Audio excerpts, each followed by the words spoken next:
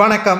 ஊழல் வழக்கில் ஸ்டாலின் குடும்பம் விஜய் அவர்கள் வெளியிட்ட மிக முக்கியமான அறிவிப்பு. நண்பர்களே, இந்த வீடியோவிற்கு ஒரே ஒரு லைக் மற்றும் சப்ஸ்கிரைப் பண்ணிருங்க. எது நடக்கக்கூடாது என்று எதிர்பார்த்தாரோ ஸ்டாலின், உதயநிதி, அது நடந்துவிட்டது. திமுக கையில் இருக்கும் வரைக்கும் ஊழல் அதிகாரத்துடன் IAS IPS அதிகாரிகள் செயல்பட்டார்கள். தற்பொழுது ஆட்சி மாற்றம், கள நிலவரம் முற்றிலுமாக மாறிவிட்டது. 2 நாட்களாக IAS அதிகாரிகளை நியமித்து அவர்களுடன் நடத்திய ஆலோசனை கூட்டத்தில் கடந்த ஆட்சியில் 5 லட்சம் கோடி கடன், ஒட்டுமொத்தமாக தமிழ்நாட்டில் 10 லட்சம் கோடி கடன், அதில் 5 லட்சம் கோடி கடன் கடந்த 5 ஆண்டுகளில் மட்டுமே ஸ்டாலின் அவர்கள் பெற்றுள்ளார். இதில் ஸ்டாலின் அவர்களுக்கும் அவரது குடும்ப உறுப்பினர்களுக்கும் இதில் தொடர்பு இருப்பதாக அந்த IAS IPS அதிகாரிகள் தெரியப்படுத்தியுள்ளனர். ஸ்டாலின் அவர்களது கைக்கூலியாக இருந்த இதற்கு முன்னாள் IAS அதிகாரிகள் இடமாற்றம் செய்யப்பட்டிருப்பதும் குறிப்பிடத்தக்கது. இதனால் தான் ஸ்டாலின் அவர்களது மகன் உதயநிதி அவர்கள், விஜய் அவர்கள் ஆட்சி அமைக்க வேண்டாம், எதிரணியாக இருக்கக்கூடிய அதிமுகவே ஆட்சி அமைக்கட்டும், திமுக வெளியே இருந்து ஆதரவுகளை கொடுப்போம் என்று கதறியுள்ளார். கண்ணீர் விட்டு ஸ்டாலின் அவர்களிடம் பேசியுள்ளார். ஆனால் கனிமொழி அவர்கள் எதிரியாக இருக்கக்கூடிய திமுக அதிமுக இருவரும் இணைந்தால் நிச்சயமாக தொண்டர்கள் நம்மளை புறக்கணித்து விடுவார்கள் என்பதையும் ஸ்டாலின் அவர்களிடம் கனிமொழி அவர்கள் தெரிவித்திருந்தார். இந்த நிலையில்தான் எடப்பாடி பழனிசாமி அவர்களும் இதற்கு மறுப்பு தெரிவித்த நிலையில் தற்பொழுது விஜய் அவர்கள் முதல்வராக வருவதற்கு எந்த ஒரு தடையும் இல்லாமல் ஆதரவுகளோடு, திமுகவின் கூட்டணியின் ஆதரவோடு விஜய் அவர்கள் முதல்வராக பொறுப்பேற்றார். அவர் பதவியேற்ற பொழுதே கூறியிருப்பார், வெள்ளை அறிக்கையை வெளியிடுவேன் கூடிய விரைவில், அதற்கு பிறகுதான் ஒட்டுமொத்த மக்களது நலன்களை பாதுகாப்பதில் முழுமையான கவனத்தை செலுத்துவேன், நான் சொன்ன வாக்குறுதியை நிறைவேற்றுவேன் என்பதையும் தெரிவித்திருந்தார். ஆனால் இதற்கு முன்பாக மக்களது நலனுக்காக கொண்டு வரப்பட்ட திட்டங்களுக்கு நான் தடையாகவே இருக்க மாட்டேன், அதையும் நிறைவேற்றுவேன் என்று கூறி தற்பொழுது மீண்டும் பழைய திட்டங்களையும் தொடர்ச்சியாக கொண்டு வந்து உள்ளார். தற்பொழுது முதல்வர் விஜய் அவர்கள் ஊழல் வழக்கில் யாரெல்லாம் இதில் சிக்குவார்கள் என்ற ஒரு ரிசல்ட் தற்பொழுது நமக்கு கிடைக்கப்பெற்றுள்ளது. ஆதவ அர்ஜுனா அவர்கள் நேற்று வில்லிவாக்கத்தில் பேசிய பொழுது மிகப்பெரிய ஒரு ஊழல், விஜய் அவர்களை எதிர்பார்த்திருக்க மாட்டார், அந்த அளவிற்கான ஒரு ஊழலை திமுகவின் குடும்பமே செய்திருப்பதாகவும் அதில் பல திமுகவின் நிர்வாகிகளுக்கும் மாஜி அமைச்சர்களுக்கும் தொடர்பு இருப்பதாகவும் தற்பொழுது ஆதவ அர்ஜுனா அவர்கள் நேற்று வில்லிவாக்கத்தில் பேசியிருக்கிறார். எப்ப வேண்டுமானாலும், இதற்கு முன்னால் ஜெயலலிதா அவர்கள் முதல்வராக இருந்த பொழுது கருணாநிதி அவர்கள் இரவோடு இரவாக கைது நடவடிக்கை செய்யும் பொழுது ஐயோ கைது நடவடிக்கை செய்கிறார்கள் என்று கதறிய MK ஸ்டாலினை, தந்தை கருணாநிதியை போல ஸ்டாலின் அவர்களும் கதறுவதற்கான ஒரு சூழலையும் விஜய் அவர்கள் உருவாக்குவாரா என்பதுதான் தற்பொழுது சமூக வலைதளங்களில் வைரலாகவே பேசப்பட்டு வருகிறது. ஏனென்றால் விஜய் அவர்களை பொறுத்தளவிற்கு தவறு என்றால் தவறுதான், சரி என்றால் சரிதான். இதனால் தான் கிட்டத்தட்ட 7 நாட்கள் ஆகிவிட்டது. இந்த 7 நாட்களிலும் விஜய் அவர்கள் காலையில் அலுவலகத்திற்கு, தலைமை செயலகத்திற்கு செல்லும் பொழுது மதியானத்திற்கு தேவையான உணவுகளையும் அவர் எடுத்து செல்கிறார். ஆனால் இதுவே ஸ்டாலினாக இருந்தால் மேக்கப்பிற்கு 1.5 லட்சம் ஒரு நாளைக்கு, அவரது உணவிற்கு 2 லட்சம், அவரது உடைகளுக்கு 3 லட்சம் என்று ஒவ்வொரு நாளும் போட்டோ ஷூட்டை நடத்தி புதுவிதமான ஷார்ட் ஃபிலிமையை ஒவ்வொரு நாளும் வெளியிட்டு வருவார் ஸ்டாலின் அவர்கள் அவரது ஆட்சி காலத்தில்.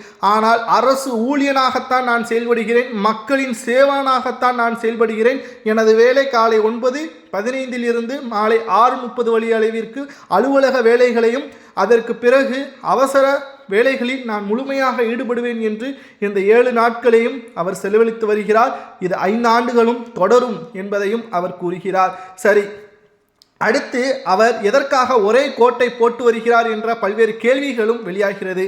அதற்கும் ஒரு முற்றுப்புள்ளி வைக்கும் விதமாக தகவல்களும் கிடைக்கப்பெற்றுள்ளது. விஜய் அவர்கள் ஒவ்வொரு நாளும் பல ட்ரெஸ்களை போட்டு வந்தால், விஜய் அவர்கள் போட்டு வந்த ட்ரெஸ் 5,000 10,000 என்று செய்தி ஊடகங்கள் மக்களின் பிரச்சனையை பேசாமல் ஒவ்வொரு நாளும் விஜய் அவர்களது ஒட்டுமொத்த உடைகளையும், அவரது வாட்சுகளையும், அவரது கண்ணாடிகளையும், ஷூகளையும் பற்றி பேசி அதை விளம்பரமாக செய்தி ஊடகங்கள் என்ற அங்கீகாரத்தை அவர்கள் இழக்கக்கூடிய வகையிலும் பதிவுகளை மேற்கொள்வார்கள். அதை தவிர்ப்பதற்காகத்தான் ஒரே பாணியில், அதாவது யூனிஃபார்ம் என்பதற்கேற்ப அவர் ஒரே பாணியில் கோட் ஷூட்டை 5 ஆண்டுகள் பயன்படுத்த உள்ளார். இதில் எந்த ஒரு விமர்சனங்களும், அதை வைத்து செய்தி ஊடகங்கள் பல கருத்துக்களையும் வெளியிடுவதால் தவிர்ப்பதற்கு விஜய் அவர்கள் இந்த முடிவை எடுத்துள்ளார். நிச்சயம் இது பாராட்டக்கூடியதுதான்.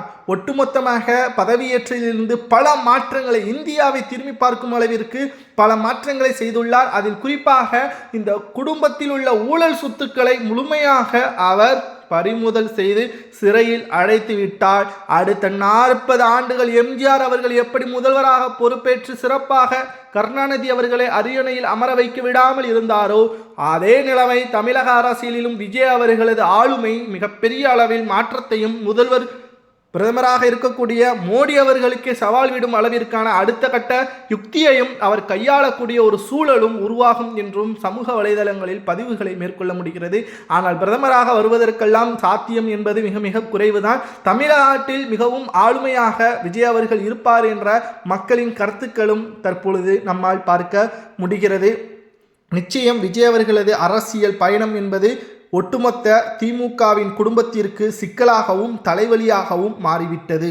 அடுத்த செய்தி, உதயநிதி அவர்களுக்கு மிகப்பெரிய ஒரு சிக்கல்.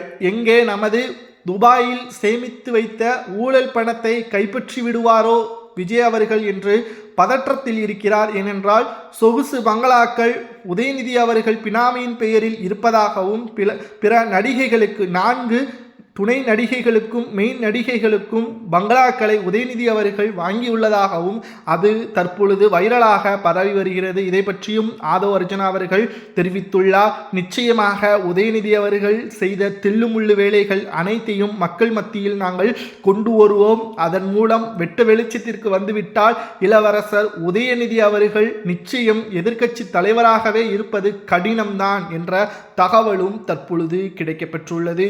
ஊழல் வழக்கில் ஸ்டாலின் அவர்களது குடும்பமே சிக்கினால் அண்ணா அவர்கள் உருவாக்கிய திமுக ஸ்டாலின் அவர்களது மகன் உதயநிதியால் சிக்கிக்கொண்டு தற்பொழுது எதிர்க்கட்சி அந்தஸ்தை கூட இழக்கக்கூடிய நிலைமைக்கு வந்துவிட்டது என்றும் ஆதவ் அர்ஜுனா அவர்கள் நேற்று வில்லிவாக்கத்தில் நடைபெற்ற மக்களது பிரச்சார கூட்டத்தின் பொழுது பேசியிருக்கிறார்.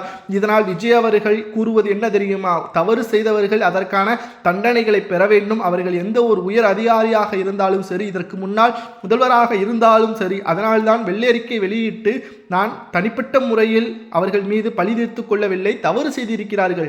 இந்தியாவில் தமிழ்நாட்டில் 5 லட்சம் கோடி 5 ஆண்டுகளில் கடன் பெறுவதற்கு என்ன அவசியம், அப்படி என்ன அத்தியாவசிய தேவைகளை பூர்த்தி செய்தார்கள் ஸ்டாலின் குடும்பம் என்பதை பற்றி மக்களும் தெரிந்து கொள்ளட்டுமே என்பதற்காகவே அடுத்த கட்ட நடவடிக்கைகளையும் தெரிவித்துள்ளார் விஜய் அவர்கள். இதனால் பதற்றத்தில் உதயநிதி, ஸ்டாலின், கனிமொழி, சபரீசன் போன்றவர்கள் இருப்பதாகவும் சமூக வலைதளங்களில் நம்மால் பார்க்க முடிகிறது.